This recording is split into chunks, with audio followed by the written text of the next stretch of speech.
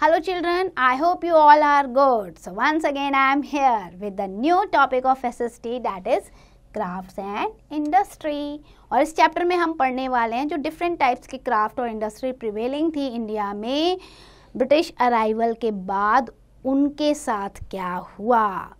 आप देखोगे इंडिया में जो क्राफ्ट है बेटा 2000 ईयर एगो पहले से ही फ्लोरिश्ड है, लेकिन ब्रिटिशर्स के आने के बाद ये क्राफ्ट और डिफरेंट इंडस्ट्री बहुत सारे चेंजेस के प्रोसेस से गुजरी। सो हैंडीक्राफ्ट की बात हम कहते हैं, तो जब तक ब्रिटिशर्स नहीं आए थे इंडिया में, हैंडीक्राफ्ट जो है प्रैक्टिस बहुत अच्छे से हो रहा था। डिफरेंट आर्टिजन्स कैटेगरी यहाँ पे मिलती थी। एक वो होते थे those who practice the craft in their free time, जैसे कल्टीवेटर होते हैं ना, खेती बाड़ी करते हैं और बीज बोने के बाद बहुत समय रहता है पौधे को बड़े होने में, तो उस फ्री टाइम पे वो क्राफ्ट वर्क करते थे। दूसरी ऐसी क्राफ्ट कम्युनिटी होती थी जो टोटली क्राफ्ट काम पे ही फुल टाइम के लिए एंगेज होती थी, जो होते ही क्राफ्ट पर्सन थे, वो यही काम करते थे। सो फर्स्ट ग्रुप जो होता था जो अपने फ्री टाइम पे करते थे वो पीसेंट्स होते थे, किसान, और जो फुली टाइम क्राफ्ट करते थे वो वीवर्स, पॉटर, कारपेंटर्स होते थे। तो इस तरीके के मतलब क्राफ्ट वर्क हमारे इंडिया में होता था। Prior to the arrival of the European, India was famous for 3 industry. एक तो टेक्सटाइल इंडस्ट्री हमारी तेज़ी से थी, ग्रो कर रही थी, फिर लेदर इंडस्ट्री थी एंड उसके बाद हमारी मेटल इंडस्ट्री थी। तो बहुत सारे टाउन्स जो हैं टेक्सटाइल के लिए, सूरत, अहमदाबाद, कॉटन टेक्सटाइल के लिए ग्रोन होना शुरू हो गया। देन बनारस है, तंजौर है, सिल्क टेक्सटाइल के लिए ये भी फेमस होता गया।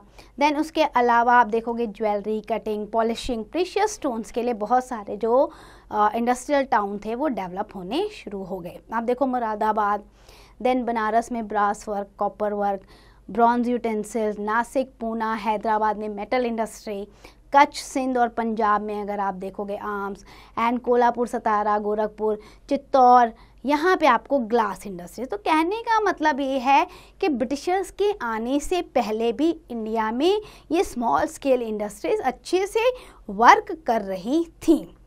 लेकिन क्या हुआ after the arrival of Britishers? Britishers आएंगे तो उनका तो काम ही यही था, प्रॉफिट मेकिंग। तो जैसे उन्होंने एग्रेरियन सोसाइटी को ख़त्म किया, वैसे ही क्राफ्ट में भी उनका ध्यान जा रहा था। यूरोपियन ट्रेडिंग कंपनी जो थी, जब वो 16 to 18 सेंचुरी में इंडिया में अराइव हुई और धीरे धीरे उन्होंने एक्सप्लॉइट करना शुरू किया प्रॉपर्टी को, टेरिटरीज को, तो उनका प्राइमरी मोटिव था only and only to earn the profit at least cost. अब इसको फेवरेबल कंडीशन में कन्वर्ट करना था, तो उन्होंने क्या किया? They work to the detriment of the Indian industries which were chiefly in the form of handcraft. भैया ये हैंडक्राफ्ट वर्क जो हो रहा है ना, इसको अपने कंट्रोल में लेना बहुत ज़्यादा ज़रूरी है। तो शुरू हुआ प्रोसेस इंडस्ट्रियलाइजेशन और डी इंडस्ट्रियलाइजेशन का। इंडस्ट्रियलाइजेशन का मतलब तो हो गया जो एग्जिस्टिंग इंडस्ट्रीज़ हैं वो बढ़ रही हैं, आगे फ्लोरिश हो रही हैं, और डी इंडस्ट्रियलाइजेशन का मतलब हो गया जो एग्जिस्टिंग इंडस्ट्रीज़ हैं उनको ख़त्म करो, इतना अनफेवरेबल कंडीशन उनके लिए कर दो कि वो फंक्शनिंग ही ना कर पाएँ और शट डाउन हो जाएं। तो ये दोनों ही प्रोसेस हुए ब्रिटिश अराइवल के बाद इंडिया में। जैसे जैसे ब्रिटिशर्स ग्रैब करते गए ना पॉलिटिकल पावर और टेरिटरीज़ को अपने कंट्रोल में लेते गए, वैसे वैसे ही उन्होंने इंडियन ट्रेड को भी ख़त्म करना शुरू किया। उन्होंने क्या किया? जो स्मॉल स्केल पे प्रोडक्शन होता था ना, उसको सबसे पहले अपने कंट्रोल में लेना शुरू किया, जिसे कहते हैं डी इंडस्ट्रियलाइजेशन प्रोसेस स्टार्ट कर दिया। ऐसी अनफेवरेबल कंडीशन लाके खड़ी कर दी कि बहुत सारी इंडस्ट्रीज शट डाउन होने के कगार पे आ गई थी। Establishment of TISCO, Tata iron and steel company, उससे थोड़ा सा जो है इंडियन इकॉनमी को बढ़ावा मिला था। आप देखो मुंबई में कुछ कॉटन मिल्स उन्होंने इस्टेब्लिश की, फिर धीरे धीरे कुछ रिश्रा में, कोलकाता वगैरह में जूट इंडस्ट्री को इस्टेब्लिश किया। तो धीरे धीरे अपनी पावर को तो वो गेन कर रहे थे कि जी देखो हम ये इंडस्ट्रीज सेटल कर रहे हैं। लेकिन डिक्लाइन कैसे किया उन्होंने हैंडीक्राफ्ट को इंडिया में? Number 1, machines were use, so production of goods increase, कि भैया हाथ की जगह मशीन से काम करो, प्रोडक्शन तेज़ी से होगी। Cost of goods went down, अब मशीन प्रोडक्ट की कॉस्ट जो है वो कम होगी, हाथ से बनी हुई चीज़ों की कॉस्ट जो है वो महंगी होगी। तो इससे क्या हुआ कि जो हैंडीक्राफ्ट इंडिया का था उसकी डिमांड कम होनी शुरू हो गई। फिर मशीन गुड्स की जो क्वालिटी थी उसे इम्प्रूव किया गया। It help to expand their trade greatly. तो उन्होंने अपनी मशीन गुड्स को इतना मार्केट में फ्लडेड कर दिया, बहुत ज़्यादा ला के रख दिया सप्लाई, कि भैया जो हैंडीक्राफ्ट था वो उससे कम्पीट नहीं कर पाया, क्योंकि वो बहुत स्मॉल स्केल पे होता था, लिमिटेड सप्लाई होती थी, हाथ से काम होता था, महंगा पड़ता था। सो कॉमन पीपल जो है वो मशीन गुड्स की तरफ अट्रैक्ट होने लग गए। और भी बहुत सारे कारण थे जिसकी वजह से हैंडीक्राफ्ट डिक्लाइन हुआ। सबसे पहले इंडस्ट्रियल रेवोल्यूशन आ गई। भैया जो ब्रिटेन में, इंग्लैंड में इंडस्ट्रियल रिवॉल्यूशन आई, उसमें बहुत सारी मशीनरी इन्वेंट हुई, जिसकी वजह से इंडियन इंडस्ट्री उसे कम्पीट नहीं कर पाई। Then patronage of Indian rulers. भैया जो इंडियन रूलर्स थे वो अपने इंडियन हैंडीक्राफ्ट को इतना सर्विस या आप कहो कि इनकरेज नहीं कर रहे थे, उनको प्रिविलेजेस नहीं दे पा रहे थे। तो इंडियन हैंडीक्राफ्ट जो थे, जो क्राफ्ट पर्सन थे, वो डिपेंड करते थे रूलर्स के ऊपर, कि रूलर्स उन्हें कितना इनकरेज कर रहे हैं, कितना उनको चांस दे रहे हैं, उस पर डिपेंड करते थे। अगर रूलर्स चांस नहीं दे रहे हैं तो उनकी कम्युनिटी वैसे ही परेशानी में है। Then discriminationary duties and taxes. British ने क्या किया, इन हैंडीक्राफ्ट पे हैवी ड्यूटीज़ और टैक्स लगाने शुरू कर दिए और ब्रिटिश गुड्स को टैक्स फ्री कर दिया। अनफेवरेबल शिपिंग कंडीशन रख दी। Before arrival of the British, Indian goods were exported to the other country also. लेकिन अभी क्या हुआ, ब्रिटिशर्स आ गए तो नहीं भैया, ये सी वजह से जो समुद्र से जाता था ना शिपिंग के थ्रू, भैया इस पे हैवी टैक्स लगेगा, नहीं वहाँ नहीं जा सकता, ये शिप यहाँ नहीं उतर सकता, यहाँ लोड नहीं हो सकता, डी लोड नहीं हो सकता। बहुत सारी अनफेवरेबल शिपिंग कंडीशन कर दी, जिससे कि सामान दूसरे देशों में नहीं जा पाया। Operation of artisans and craftsman. As the Indian artisan and craftsmen were rendered jobless, क्योंकि धीरे धीरे जॉबलेस हो रहे थे, तो अभी क्या करना है, काम तो चाहिए, तो वो क्या करने लगे, ब्रिटिश फैक्ट्रीज में जाके काम करने लगे। तो वही क्राफ्ट जो पहले वो अपने लिए करते थे, अब ब्रिटिश फैक्ट्री में जाके एज एम्प्लॉयर की तरह वो उनके लिए वो काम करने लगे। तो ब्रिटिशर्स को अच्छा काम मिलने लग गया और उन्हें लेस वेजेस पे उन्होंने एम्प्लॉय करना शुरू कर दिया। Then unfavourable British policy. British government ने इस तरीके के टैक्सेस और इस तरीके की पॉलिसीज बनाई थी जिससे जो इंडियन इंडस्ट्री थी वो खत्म हो जाए। Then new means of transportation and communication. Telegraph service introduce की, रेलवे सर्विसेज इंट्रोड्यूस की। It benefited only and only British goods, not to the Indian crafts. तो ये रीज़न थे जिसकी वजह से इंडिया का जो हैंडीक्राफ्ट था वो डिक्लाइन होना शुरू हो गया।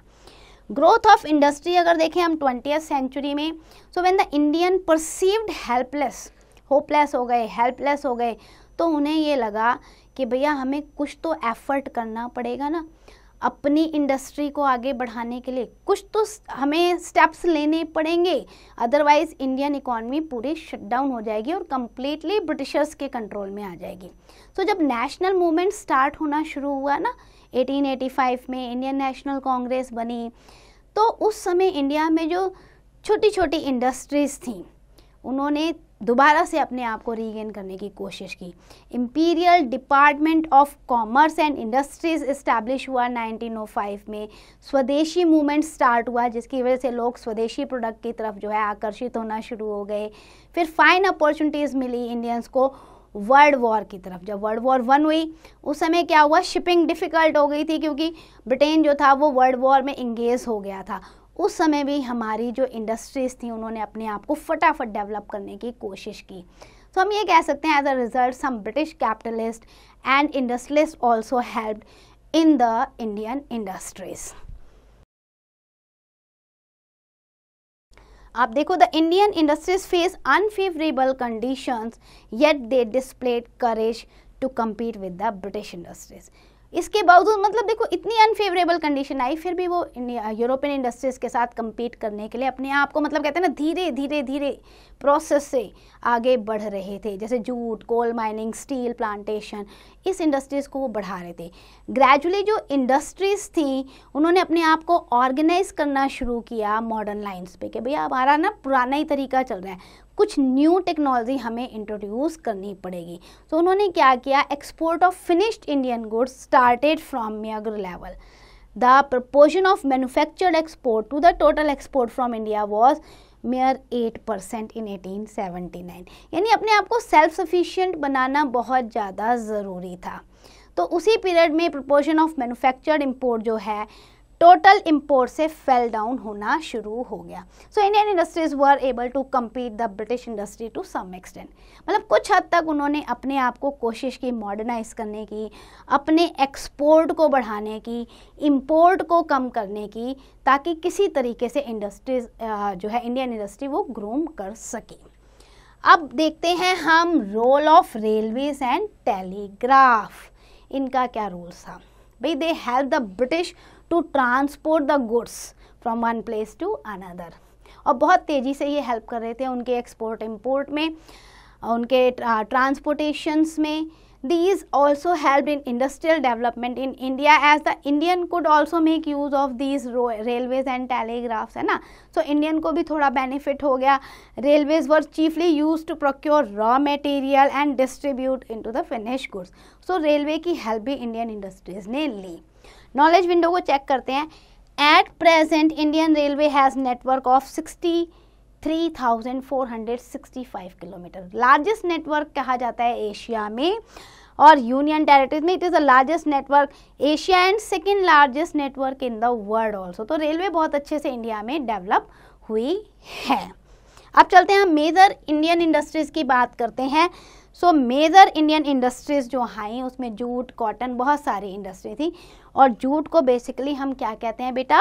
Golden fibre. ये याद रखना है आपको। अब सबसे पहले जो आती है हमारी cotton textile industries, one of the oldest industry in the world also और इन इंडिया ऑल्सो। हैंडलूम जो है यूज़ होता था पहले वीविंग के लिए, फिर धीरे धीरे मशीन मेड जो है आने लग गए टेक्सटाइल्स। एंड आप ये देख सकते हो कि कॉटन टेक्सटाइल ग्रूम भी तेज़ी से हुई और डाउनफॉल भी बहुत तेज़ी से हुआ जब ब्रिटिशर्स का अराइवल हुआ। जूट इंडस्ट्रीज की बात करें तो बंगाल में 1855 में रिश्रा नामक एक जगह है, रिश्रा में फर्स्ट जूट मिल लगाई गई थी। इंडस्ट्री उस समय बहुत तेज़ी से ग्रो की थी क्योंकि बंगाल जो है वहाँ से रॉ मटेरियल बहुत अच्छा मिल रहा था जूट के लिए। बहुत सारी जूट मिल्स बनाई गई, मतलब 20 से लेके 36 तक जूट मिल इस्टेब्लिश हो गई थी, फिर 64 हो गई 1914 में। So industries got further impulse during the first and second world war. 2 lakh people worked in this industry at the time of 1914। तो इसने भी एक अच्छा एम्प्लॉयमेंट अपॉर्चुनिटीज़ दी थी। इसके बाद आते हैं हम कोल माइनिंग इंडस्ट्रीज़ में। इंट्रोडक्शन ऑफ रेलवे जो था तो उसकी वजह से मेजर कंज्यूमर जो है रेलवे बन गया था कोल का, क्योंकि सबसे ज़्यादा कोल ये यूज़ कर रहा था। तो कोल माइनिंग इंडस्ट्री जो है वो भी तेज़ी से डेवलप हो रही थी। 1850 में देखोगे तो आपका Raniganj in Bengal and spread to the other areas of Bengal and Bihar also. तो इसका भी जो है कोल माइनिंग इंडस्ट्री का भी तेज़ी से डेवलपमेंट हुआ और बहुत सारे लोगों को इसमें एम्प्लॉयमेंट मिली है। शुगर इंडस्ट्रीज़ की बात करें जिससे हम गुड़, खांड सारी भी बनाते हैं, they are one of the most important industry है, प्री इंडिपेंडेंस एरा से चल रही है। इसका भी प्रोडक्शन धीरे धीरे जो है बढ़ रहा है और इंडिया जो है अब सेल्फ सफिशिएंट हो गया sugar production and became the largest sugar producing country in the world. Iron and steel industry की बात करें जो कि बेसिक इंडस्ट्रीज़ है, रॉ मटेरियल प्रोवाइड करती है अदर इंडस्ट्रीज़ को। टिस्को के इस्टेब्लिशमेंट के बाद बहुत तेज़ी से मशीनरीज़ में आप ये कह सकते हो इम्प्रूवमेंट आई और बहुत मशीनरीज जो है डिमांड हुई कि भाई हमें बहुत ज़्यादा इंडस्ट्रीज़ डेवलप करनी है। तो इस इंडस्ट्रीज़ की भी डेवलपमेंट बहुत तेज़ी से हो रही है। प्लांटेशन इंडस्ट्रीज़ की बात करें तो इंडिया में ये भी बहुत तेज़ी से डेवलप हो रही है और इसमें बहुत सारी बिवरेजेस क्रॉप भी आती हैं, कॉटन टेक्सटाइल क्रॉप्स भी आती हैं। मतलब एक लार्ज स्केल पे जो है बहुत बड़ा प्लांटेशन किया जाता है। टी प्लांटेशन फर्स्ट डेवलप हुआ था बंगाल में, उसके बाद कॉफ़ी प्लांटेशन सदर्न इंडिया में। So it may be pretend to mention here that the workers in these plantation were treated like a slaves. ये आपको समझना चाहिए कि भैया प्लांटेशन में जो वर्कर्स लेके गए थे ना वो इमिग्रेंट, अगर आप कह सकते हो एक्शन, इनको इंडेंचर्ड लेबर की तरह पहले ले जाया गया था। अभी वहाँ पे स्किल्ड लेबर यूज़ होते हैं लेकिन अभी भी शायद उनकी कंडीशन उतनी अच्छी नहीं है जितनी अदर इंडस्ट्रीज़ की है। So let's do the quick revision. Before the arrival of British, Indian handicrafts were mostly practiced as a cottage industries. Indian textile जो थी वो ब्रिटिश मशीन मेड गुड से कम्पीट नहीं कर पाई। प्रोसेस ऑफ इंडस्ट्रियलाइजेशन स्टार्ट हुआ था और उसके बाद जो है टिस्को 1911 में इस्टेब्लिश हुआ इंडिया में। हैंडीक्राफ्ट इंडिया में डिक्लाइन हुआ due to the number of causes, like industrial revolution हो गया, डिस्क्रिमिनेटरी पॉलिसीज़ हो गई ब्रिटिशर्स की। मेजर इंडस्ट्रीज़ जो इंडिया में डेवलप हुई हैं, textile, jute, coal mining, sugar, iron and steel and plantation industry. Textile जो है one of the largest employers है वर्कर के लिए इंडिया में। So that's end for the chapter. I hope you understand. Please do the exercise carefully.